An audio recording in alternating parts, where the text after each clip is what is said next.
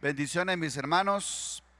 Es un placer para mí compartir la palabra del Señor en esta hora. Te doy una cordial bienvenida a usted que está acá presente y a los que nos pueden ver por nuestro canal de YouTube y por nuestra página en internet. Bienvenidos cada uno de ustedes. Quiero compartirles hoy una enseñanza que el Señor ha puesto en mi corazón para hoy, y para los que toman nota pueden poner el título de la enseñanza, y es precisamente muy de acorde a lo que acabamos de celebrar hace un momento. El título de la enseñanza es el significado de pacto. ¿Ven? ¿Cuántos se gozan por eso? ¿Sí? El significado de pacto. Y quiero que leamos en Salmos capítulo 25 versículo 14. En Salmos 25, 14 dice algo tremendo que quizás usted lo haya leído en alguna ocasión, ese salmo, pero no ha puesto atención a algo importante que necesitamos entender. Dice Salmo 25, 14 así: la comunión íntima de Jehová es con los que le temen, y a ellos hará conocer su pacto. Voy a leerlo otra vez. La comunión íntima de Jehová es ¿con quién? Con los que le temen, y a ellos hará conocer su pacto, el de él, no el de nosotros. Hará conocer su pacto. ¿A quiénes? ¿A todos? ¿A todo el mundo va Dios a dar a conocer su pacto? No. Dice que con los que le temen. ¿Por qué? Porque Él lo va a dar a conocer en esa comunión íntima. ¿Y con quién tiene comunión íntima Dios? Solo con los que le temen. Eso es importante porque precisamente acá podemos ver algo que, no sé, pasamos muy por alto. Y es lo siguiente: Jesús vino a todos. Si nos remontamos un poco a la historia, Jesucristo vino a todo el mundo. Dice la Biblia que de tal manera amó Dios al mundo que envió a su Hijo. ¿A dónde lo envió? Al mundo. Entonces Él lo envió a todos. Entonces Jesucristo vino a todos, pero le predicó solo a muchos, no le predicó a todos. Pregunta, vamos a ver, para irnos poniendo de acuerdo. Toda la humanidad que existía en el momento que Jesús vino, ¿lo escuchó a Él? Los cientos de miles o millones de personas, incluso enfoquémonos en Israel, ¿todo israelita lo escuchó a Él predicar? Yo creo que no. Eran algunas multitudes que lo seguían, ¿verdad? De hecho dice la Biblia que Él alimentó a 5,000 personas en una ocasión. ¿Por qué los tuvo que alimentar? Porque andaban detrás de Él, si me permiten decir este término, andaban detrás de Él escuchando su predicación, su mensaje, su evangelio. Pero eran solo 5,000. ¿Habían solo 5,000 habitantes en Israel? No creemos, ¿verdad? Habían muchos más seguramente. Entonces, no a todos les predicó, pero a pesar de que le predicó a muchos, tuvo comunión solo con algunos pocos, ¿cierto? Con muy poquitos. Tal es así que Él tenía un grupo con el que tenía verdadera comunión, que eran 12.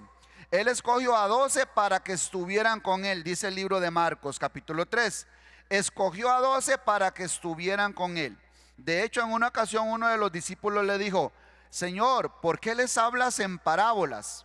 Y entonces Él dijo: se le hablan parábolas, les hablo en parábolas para que se cumpla lo dicho por el profeta, que oyendo no oigan, viendo no ven y no entiendan. O sea, eso fue lo que profetizó el profeta, que muchos iban a oír su mensaje y no lo iban a entender. Pero a ustedes les es dado conocer el misterio del reino de los cielos. Entonces les voy a explicar la parábola. Eso fue cuando Él dijo la parábola del sembrador. Dio la parábola del sembrador y seguro la multitud, la gente se quedaba: ¿qué es esto que está predicando? Es más, no entendían su lenguaje.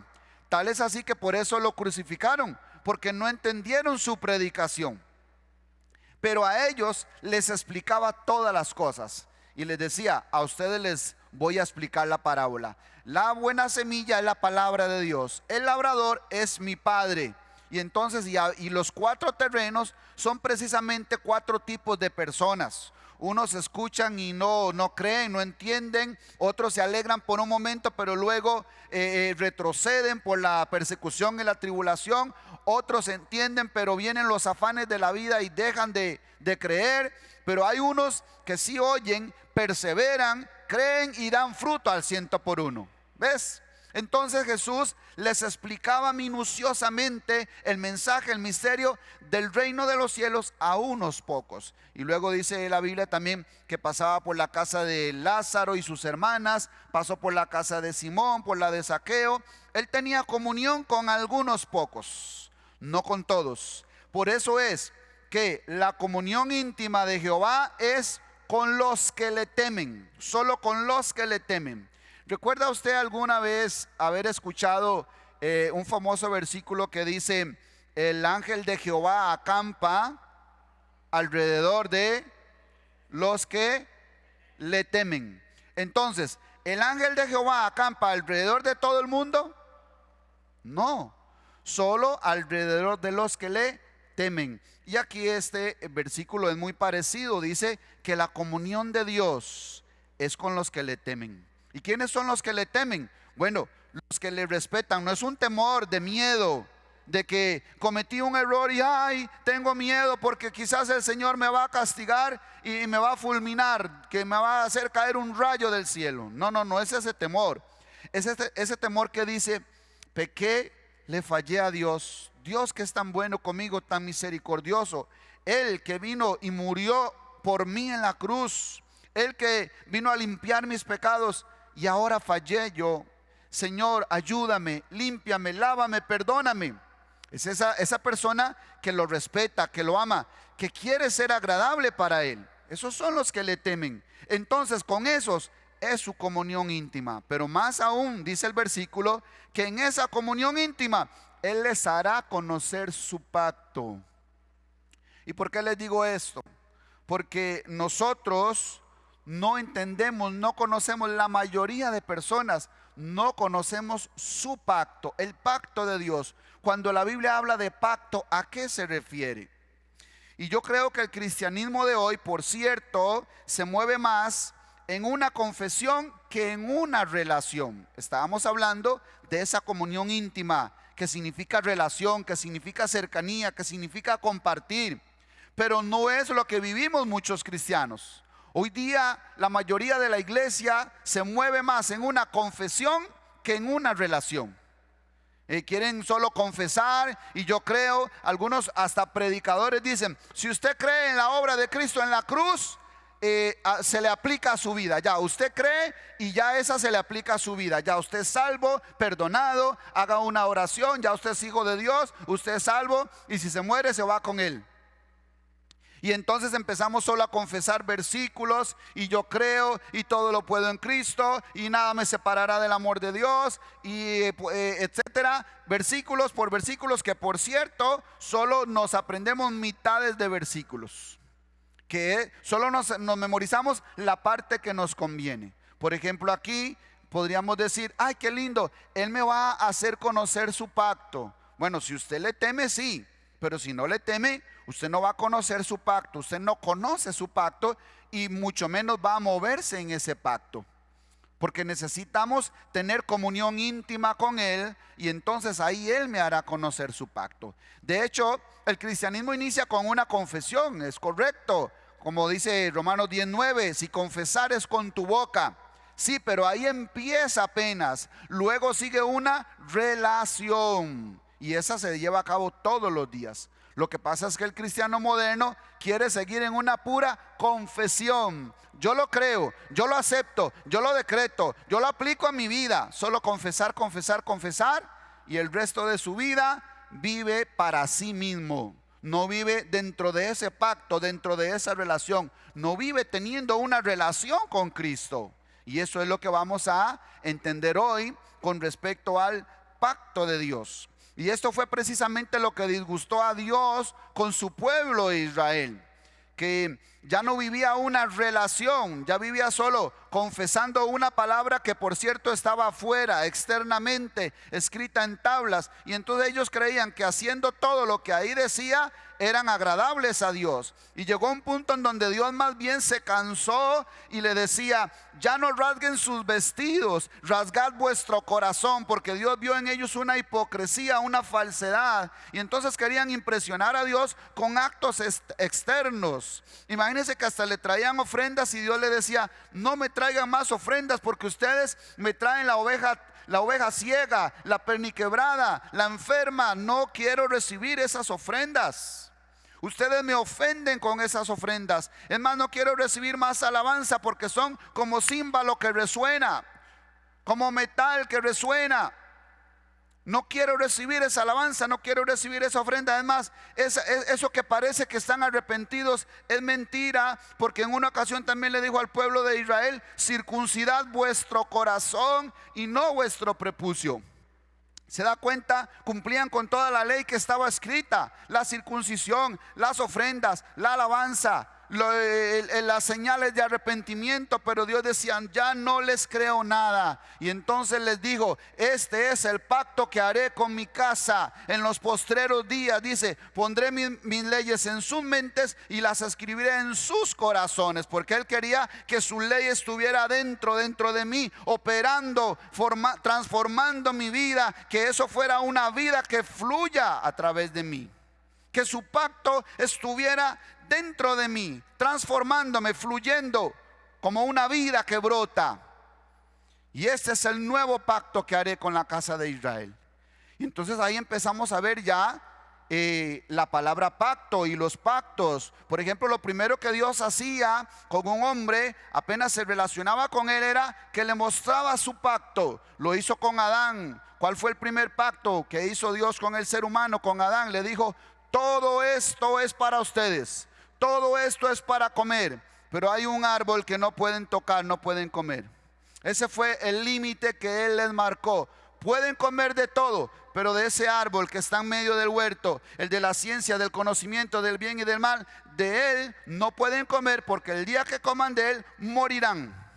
Listo, les marcó los límites. Ese es el pacto. Ustedes pueden disfrutar de mi presencia, de mi plenitud, de mi prosperidad, de mi amor, de todo, siempre y cuando no coman de ese árbol. Fue el único mandamiento, fue el único límite que les marcaron. ¿Y qué hizo el hombre? Lo desobedeció.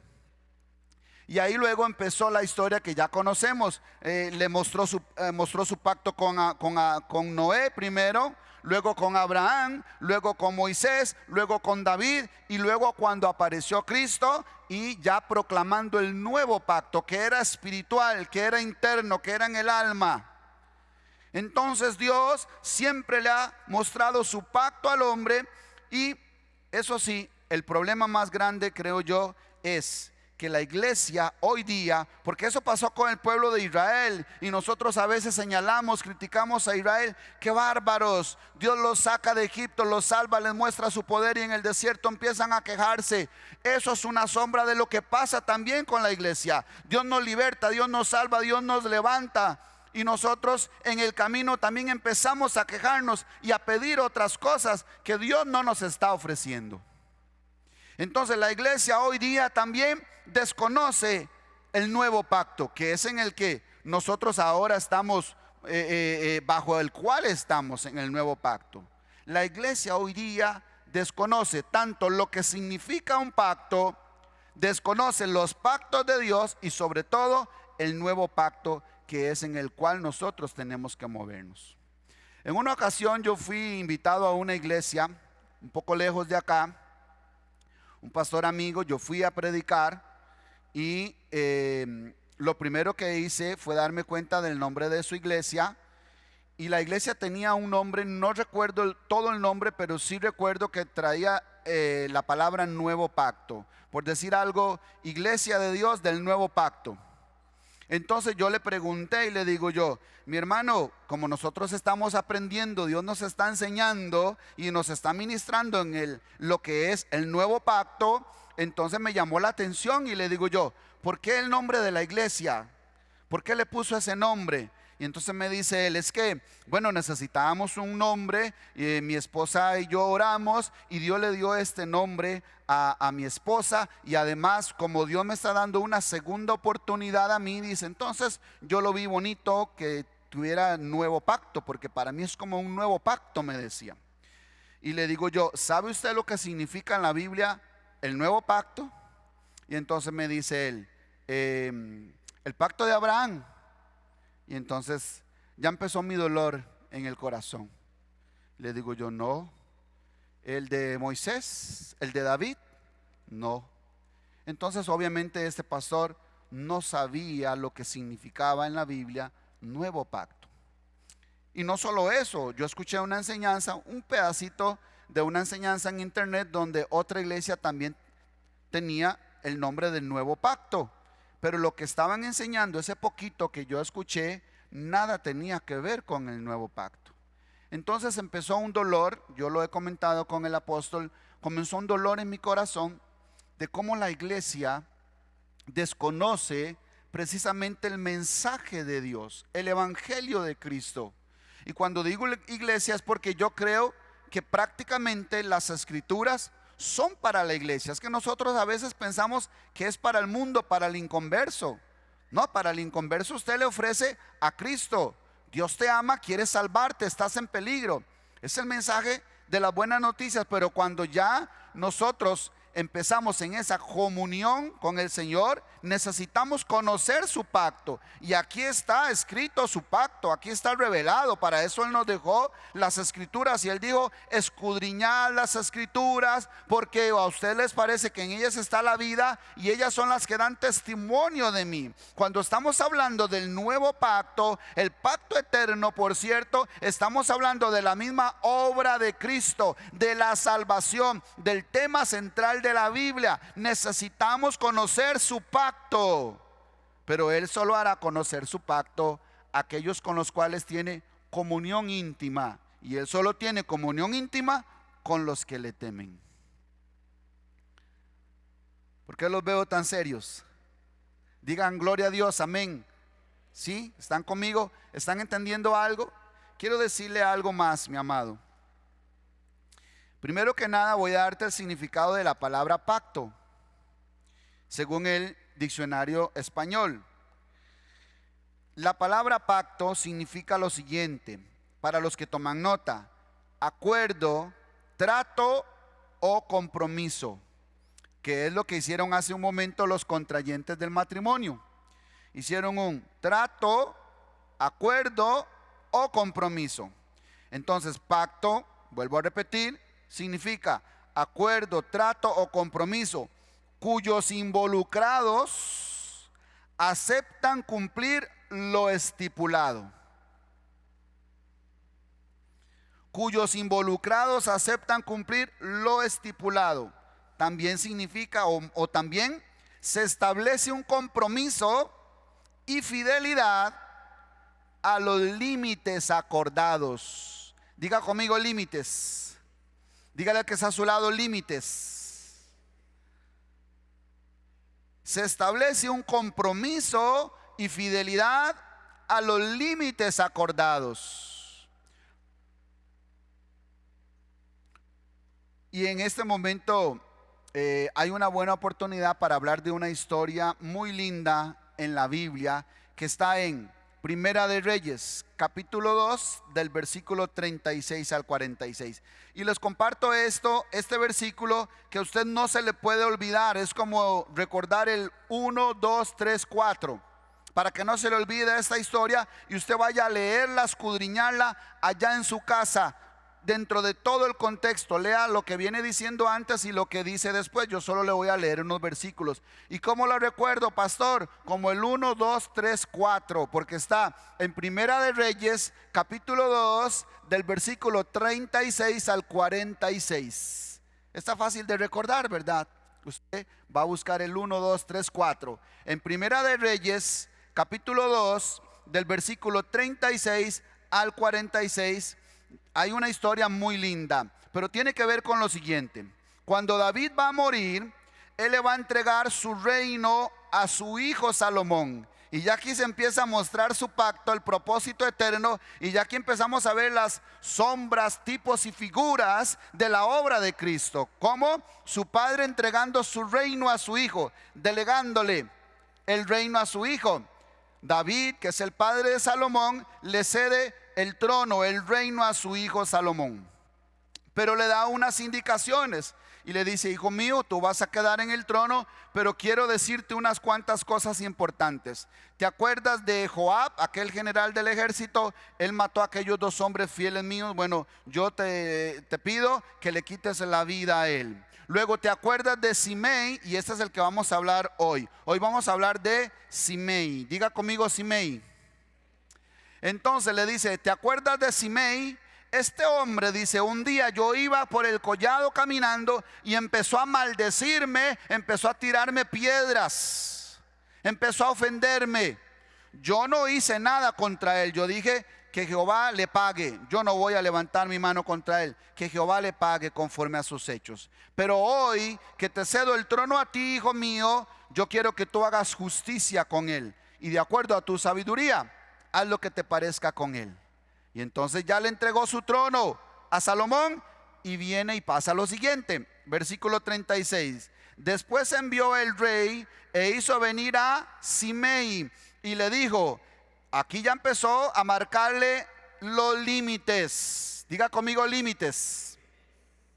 Y dice: después envió el rey e hizo venir a Simei y le dijo: edifícate una casa en Jerusalén y mora ahí, y no salgas de allí a una parte ni a otra. Le marcó los límites. ¿Dónde? En Jerusalén. Él estaba siendo misericordioso con él, aunque no lo parezca, y tal vez no nos damos cuenta. Óigame, con un enemigo estaba haciendo misericordia. ¿De qué manera? Que habite solo en Jerusalén, dentro de Jerusalén. Y le marca los límites: no salgas a ninguna otra parte. 37. Porque sabe de cierto que al día que salieres y pasares el torrente de Cedrón, sin duda morirás, y tu sangre será sobre tu cabeza. Y Simei dijo al rey: la palabra es buena. Eso es como algunos cristianos que dicen: pastor, qué buena que estuvo la palabra. Pastor, qué buena palabra. Bueno, mi hermano, te estás atando con los dichos de tu boca, porque ahora tienes que recordar, tienes que atesorar y tienes que experimentar esa palabra y dejar que esa palabra gobierne tu vida, porque si no, tu sangre será sobre tu cabeza, porque usted dijo que la palabra estuvo buena.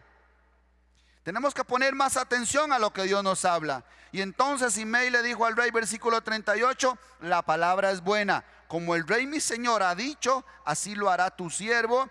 Y eso es un pacto. Estaban haciendo un pacto. El rey hizo un pacto con él y él aceptó el pacto. ¿Qué estamos aprendiendo hoy? El significado de pacto, lo que convienen ambas partes. Y Simei dijo al rey: buena la palabra, como el rey mi señor ha dicho, así lo hará tu siervo. Y habitó Simei en Jerusalén, la ciudad de Dios, muchos días. Pero pasados 3 años, aconteció que 2 siervos de Simei huyeron a Aquís, hijo de Maaca, rey de Gad, y dieron aviso a Simei diciendo: he aquí que tus siervos están en Gad. Entonces Simei se levantó y ensilló su asno y fue a Aquís en Gad para buscar a sus siervos. Fue pues Simei y trajo sus siervos de Gad. Luego fue dicho a Salomón que Simei había ido de Jerusalén hasta Gad y que había vuelto. Entonces el rey envió e hizo venir a Simei y le dijo: ¿no te hice jurar yo por Jehová y te protesté diciendo: el día que salieres y fueres acá o allá, sabe que de cierto morirás? Y tú me dijiste: la palabra es buena, yo la obedezco. ¿Por qué pues no guardaste el juramento de Jehová y el mandamiento que yo te impuse? Dijo además el rey a Simei: tú sabes todo el mal, el cual tu corazón bien sabe que cometiste contra mi padre. Por eso le digo que todo esto es un cuadro hermoso de Cristo, su salvación y su obra. porque él había ofendido a su padre y él había sido perdonado por el hijo, y el hijo le dijo: vas a vivir siempre y cuando estés dentro de los límites de Jerusalén. Y entonces le sigue diciendo: cometiste contra mi padre David, Jehová pues ha hecho volver el mal sobre tu cabeza, y el rey Salomón será bendito, y el trono de David será firme perpetuamente delante de Jehová. Entonces el rey mandó a Benaía, hijo de Joiada, el cual salió y lo hirió y murió, y el reino fue confirmado en la mano de Salomón. No hemos entendido su pacto, su obra, su reino, su salvación. Porque pensamos que cuando un alma se pierde o cuando un alma muere, pensamos que Dios es malo, que Dios es injusto. No, al contrario, todos merecíamos la muerte, pero Él nos dio una oportunidad siempre que habitemos dentro de Jerusalén. Porque fuera de Jerusalén solo nos espera la muerte. Vea lo que dice Romanos 8:6. Ahora en el nuevo pacto lo dice de otra manera. Vamos a Romanos capítulo 8, versículo 6, para que veamos cómo lo dice ya con palabras del nuevo pacto, que usted seguramente entenderá mejor. Romanos 8:6 dice así: porque el ocuparse de la carne es, dígalo conmigo, porque el ocuparse de la carne es muerte. El ocuparse de la carne es muerte. Voy a decirlo una vez más: el ocuparse de la carne es muerte, pero el ocuparse del espíritu es vida y paz.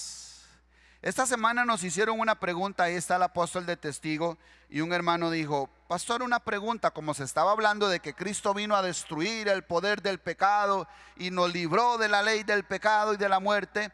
Entonces él hizo una pregunta muy válida, porque nos han enseñado cosas que no tienen nada que ver con la obra de Cristo.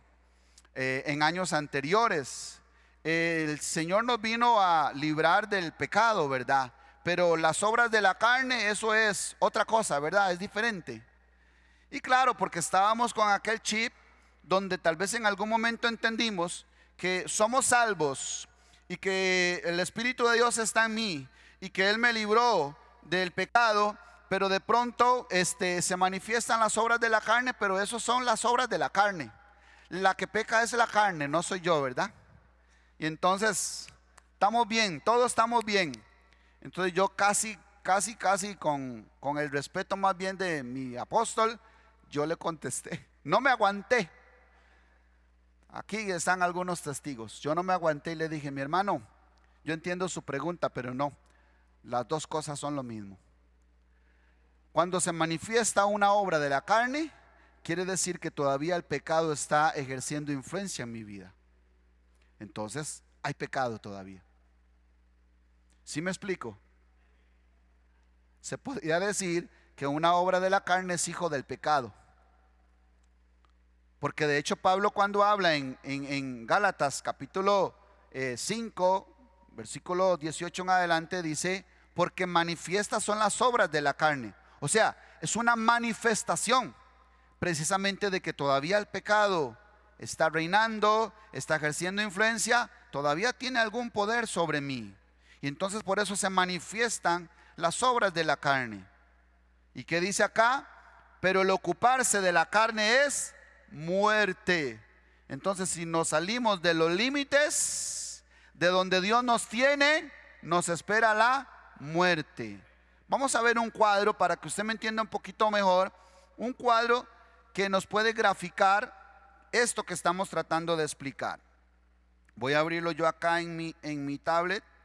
Este cuadro que usted va también a ver ahí. Ok, si pudiéramos dibujarlo, porque la obra de Cristo, su obra, su salvación, su pacto, no se puede decir con palabras. Pablo dijo: el reino de Dios no consiste en palabras, no se puede explicar. Lo que aquí hablemos apenas es una pequeñita luz de lo que Dios quiere revelarnos, mostrarnos acerca de su pacto. Pero nosotros hemos vivido más en una religión, en una confesión, en una repetición, en una confesión positiva, en un evangelio de promoción. y no en una relación que involucra que yo obedezca los términos y los límites de un pacto, que es el nuevo pacto. Que aunque antes ese pacto estaba afuera, escrito en tablas, ahora el Señor ha puesto esa ley en mi corazón, porque Él quiere que opere, que transforme, que fluya esa vida, su vida, en mi corazón y en mi alma.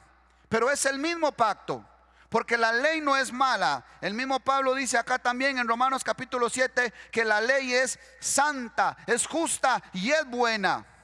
La diferencia en el nuevo pacto es que ahora está dentro de mí. Vino como vino un día a Israel Jesús, vino un día a mí, pero tiene que crecer, tiene que reinar, tiene que gobernar, tiene que sentarse en el trono de mi corazón esa ley, que es el mismo Cristo. Entonces, mientras nosotros estemos en Cristo, sembrando para el Espíritu, ocupándonos del Espíritu, vamos a experimentar lo que vemos ahí en el círculo blanco. Usted va a experimentar su fe, va a experimentar su salvación, justificación, vida eterna, sabiduría, perdón, amor, gozo, paz, todo lo que es el fruto del Espíritu, pero porque usted está dentro de Jerusalén, que es tipo del reino de Cristo.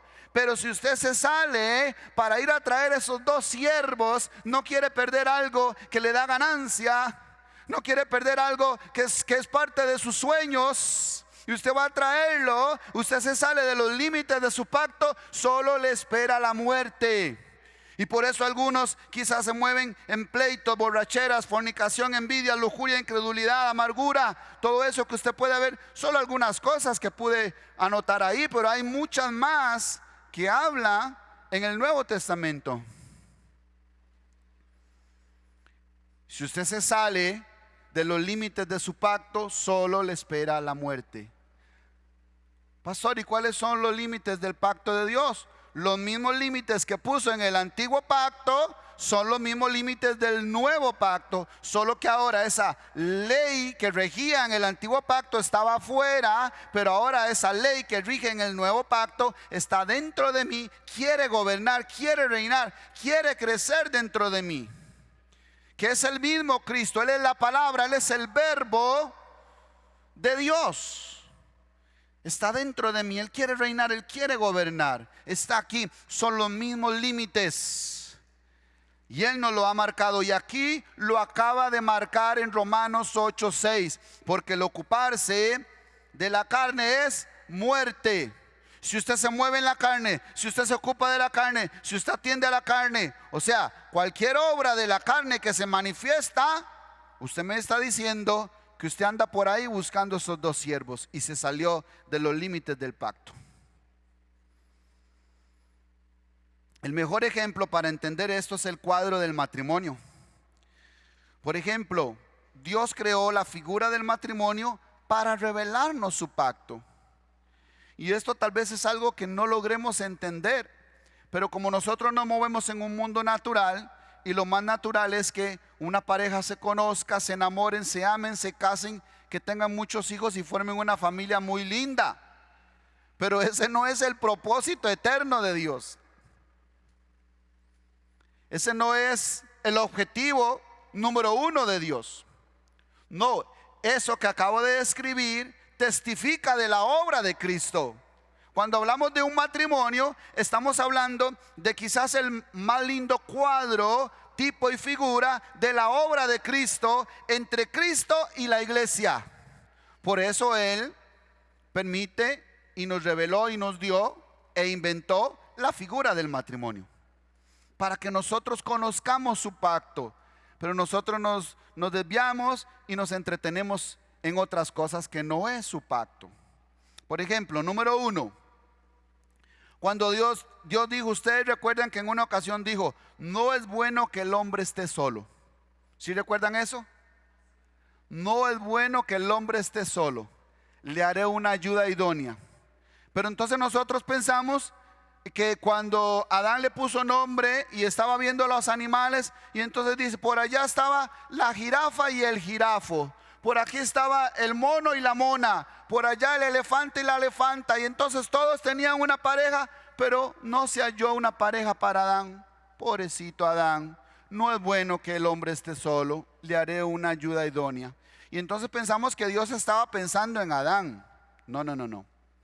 Igual, discúlpenme por lo que voy a decir, pero cuando Dios dijo, no es bueno que el hombre esté solo, no se refería a Adán porque estaba preocupado por Adán.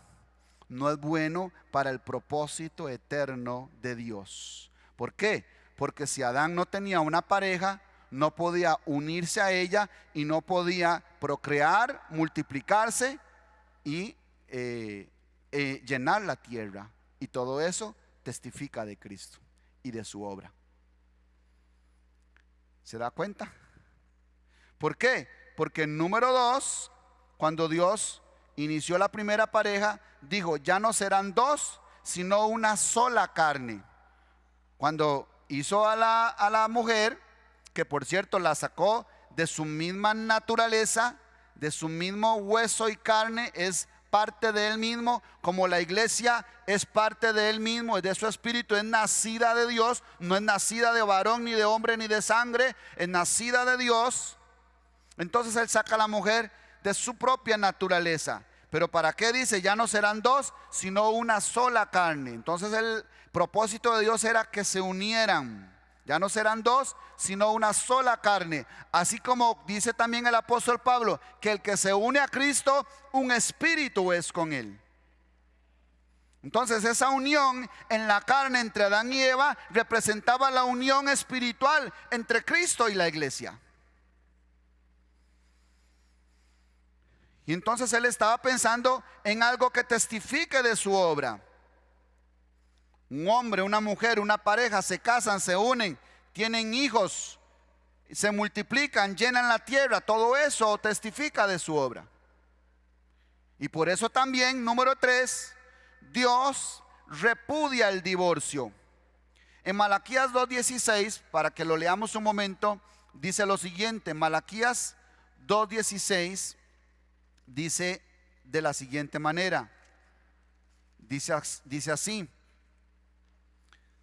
porque Jehová Dios de Israel ha dicho que él aborrece el repudio. El repudio es el divorcio. Aquel hombre que le daba carta de divorcio a la mujer porque ya no le gustaba, porque resulta que le salió con que no sabía cocinar. Y entonces llegaba donde Moisés y le dice: Moisés, ¿no ve que esta mujer no sabe hacer chifrijo? Y entonces no, ya yo no la quiero. Y entonces le daba carta de divorcio. Y entonces empezó un desorden. Y por eso cuando le preguntaron a Jesús, Moisés permitió dar carta de divorcio, ¿verdad, Jesús? Y Jesús, como era Dios hecho hombre, como él era sabio, como él conocía el pacto de su padre, le dijo: sí, pero un momento, en el principio no fue así. Eso fue por la dureza del corazón del hombre.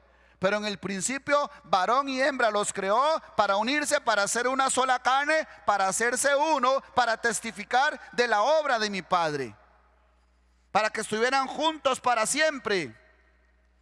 ¿Y por qué entonces? Y aquí dice que Dios repudia el divorcio, o que él aborrece el repudio, para decirlo textualmente. Porque así como una pareja que se une testifica de su obra, una pareja que se desune no testifica de su obra. Está contradiciendo su obra, su plan, su propósito. Cuando el matrimonio es algo que testifica de su obra, el divorcio más bien ofende, más bien pisotea la revelación, el pacto, la obra de Cristo, lo que Él quiere enseñarnos.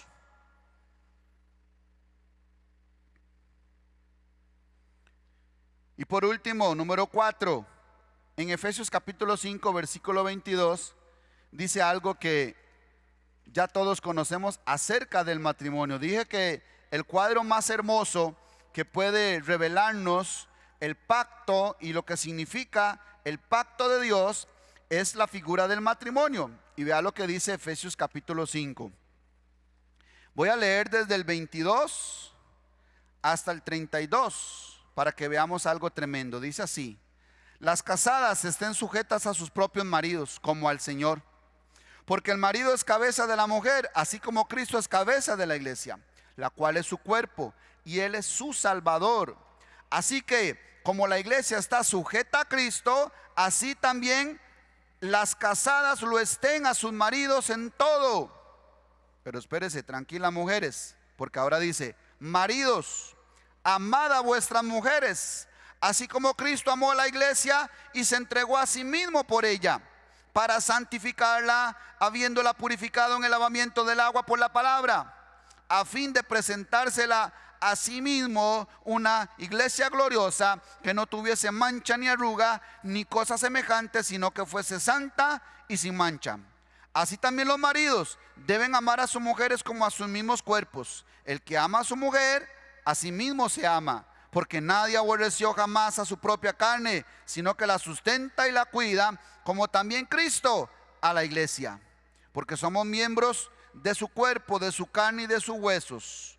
Por esto dejará el hombre a su padre y a su madre, y se unirá a su mujer, y los dos serán una sola carne.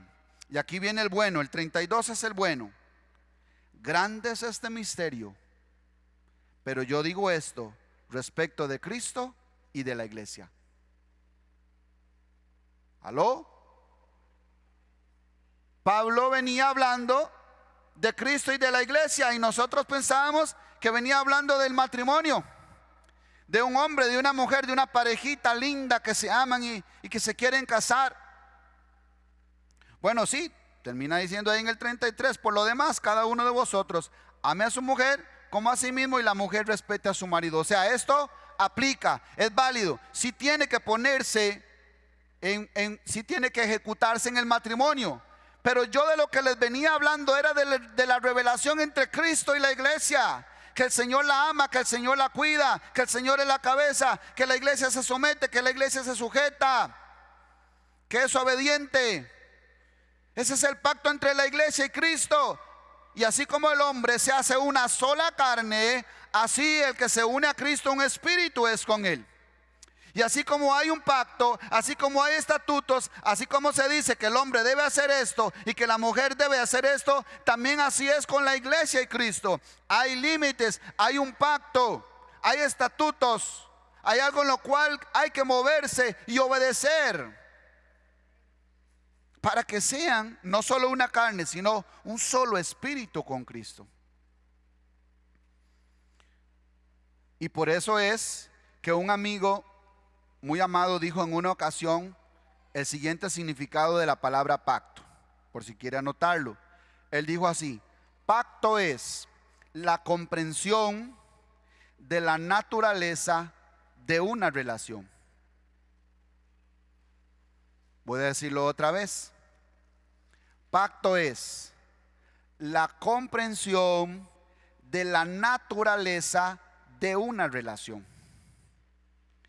Entonces usted dice: pastor, es que usted me dice muchas palabras que no entiendo. Bueno, precisamente es por eso que nos salimos del límite del pacto de Dios, de los límites del pacto de Dios, porque no entendemos su pacto, no conocemos su pacto, y urge que el Señor nos revele su pacto. Pero Él solo le revelará su pacto, le hará conocer su pacto a aquellos que le temen, porque con los que le temen es con los que Él tiene una comunión íntima. Y entonces, por eso es que este hermano decía esta frase, que el pacto es la comprensión. Yo entiendo, sé de qué se trata, sé en lo que me metí, ya sé en lo que me voy a meter. Eso es, entiendo lo que voy a hacer, en la comprensión de la naturaleza. ¿Qué es el matrimonio? ¿Qué se va a hacer ahí? ¿De qué se trata? Y luego dice de una relación, porque hay que empezar, se inicia una relación. Porque el verdadero matrimonio se lleva a cabo día a día. El matrimonio no se lleva a cabo el primer día cuando yo digo acepto y cuando yo firmo un papel. Cuando yo digo sí acepto, sí la acepto. Ese todavía no es el matrimonio, ese es el inicio. Eso es como la confesión, cuando yo digo Señor, te confieso como mi Señor, pero luego inicia una relación. El verdadero matrimonio se lleva a cabo día a día. Por ejemplo, ¿alguno ha escuchado la famosa frase en una sala de un juzgado cuando están tal vez peleando por si se pueden separar o no se pueden separar? Algunos argumentos que salen es: pero es que ese matrimonio no fue consumado. ¿Alguien ha escuchado esa frase y sabe a qué se refiere? Es que ese matrimonio no fue consumado. ¿Cómo? No fue consumado. Pero no estuvieron dentro de un abogado, firmaron, dijeron acepto, y luego fueron donde un ministro y dijeron acepto. ¿Cómo es que me dice que no fue consumado? ¿A qué se refiere cuando dice que no fue consumado? Es porque no tuvieron intimidad. ¿Sí me entienden? ¿Cuántos me entienden lo que estoy diciendo? Y entonces podría ser una tesis para romper esa unión, porque no ha sido consumado. Entonces el matrimonio no existe hasta que no sea consumado. ¿Y cómo se consuma el matrimonio? Bueno, igual dentro de la relación entre Cristo y la iglesia, en este cuadro, tipo y figura del matrimonio, es lo mismo. Tiene que haber intimidad. Por eso es que con solo hacer una oración confesando a Cristo, todavía no ha sido consumado. Tiene que haber intimidad, tiene que haber comunión, tiene que haber unión. Tenemos que estar moviéndonos en ese pacto, en esa fidelidad, en ese compromiso, sin salirnos del límite del pacto. Porque cuando yo asumí ya una relación, un matrimonio, un compromiso, ya no somos dos, somos uno. Y entonces el hombre casado ya no puede decir: amor, llegó como a las 3 de la mañana porque me fui a jugar un partido con mis amigos y nos fuimos a tomar unos fresquitos por aquello, ¿verdad? Y usted, pero ¿qué se cree? Si ¿a quién le pidió permiso? Se enojan las mujeres, ¿cierto, mujeres? ¿Le gustaría que su esposo le diga que falte 3 días y le diga: ay, mujer, andaba con unos amigos ahí en un paseillo? ¿De veras? O la mujer que le diga: mi amor, ahí quedó comida en la refri, me voy el fin de semana con mis amigas de viaje, ahí se hace algo. Si no sabe, me llama, me voy con mis amigas de weekend. Y usted dice: perdón, ¿cómo dice? ¿Cómo dice que se llama? ¿Verdad que no? Eso no tiene sentido. Por eso cuando un hombre toma decisiones solo, hace lo que quiere y piensa que está soltero, no ha entendido, no ha comprendido la naturaleza de esa relación. O si la mujer lo hace igual, sale y se va nada más, sin decir nada, y aparece 2 días después. No ha comprendido la naturaleza de esta relación. Por eso, mis amados, tenemos que entender, primero, para los matrimonios, igual, si aquí hay jóvenes, el matrimonio es un pacto honroso delante de los ojos de Dios. Desde ya usted debería estar orando para que Dios, la mujer, le dé un hombre temeroso de Dios y tener un buen marido, y el hombre, que Dios esté preparando ya una mujer temerosa de Dios, y que puedan tener un matrimonio tremendo, glorioso, bajo la cobertura de Dios. Desde ya vaya orando, porque eso es un pacto serio y hay límites. Si usted quiere seguir haciendo lo que usted quiere y tomando decisiones solo, siga soltero mejor. Porque el matrimonio se lleva a cabo día a día, se consuma día a día, igual como la relación entre Cristo y su iglesia, en una comunión íntima con el Señor todos los días, y respetando los límites de ese pacto, respetando el acuerdo del primer día. Porque sí, muy lindo, Señor, sálvame, toma mi vida, te entrego mi vida, pero un tiempo después ya usted ya no se congrega, ya no respeta autoridad, ya no le da cuentas a nadie, ya ni siquiera llama a su líder o a su pastor para decirle qué está pasando con usted. No ha entendido, no ha comprendido la naturaleza de esta relación.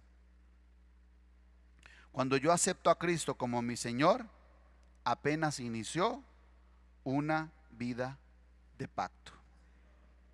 Póngase de pie, por favor.